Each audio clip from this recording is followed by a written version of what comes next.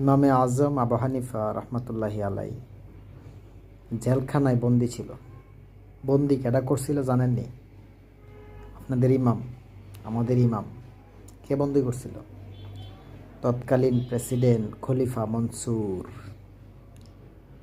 এই খলিফা মনসুর যখন ইমামে আজম আবু হানিফাকে বছরের পর বছর জেলখানায় বন্দি করে রাখা শাস্তি দিচ্ছে, তখন একদল মোল্লারা, একদল আলেম খলিফা মনসুরে কি কইতো জানেন?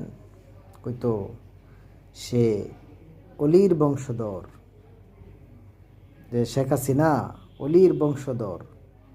হজরত শেখ হাসিনাও বলতো, হজরত মনসুর বলতো। আর এই দিক দিয়া ইমামে আজম আবু হানিফা কোন জায়গায়?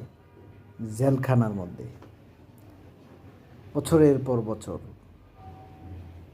এক পর্যায়ে ইমামে আজম আবু হানিফাকে ষড়যন্ত্র করে জেলখানার ভিতরেই তাকে মেরে ফেলা হয়েছে, শহীদ করা হয়েছে বিষপানের মাধ্যমে।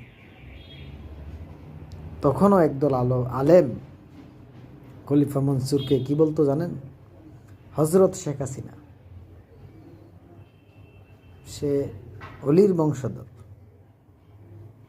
হজরত মনসুর বলতো একদল আলেম। তো যুগে যুগে এরকম মুনাফিক মার্কা আলেম,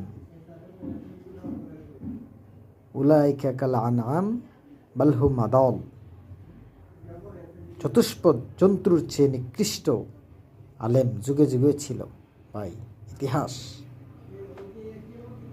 অস্বীকার করার কিছু নাই। এখনো আছে এই ধরনের আলেম।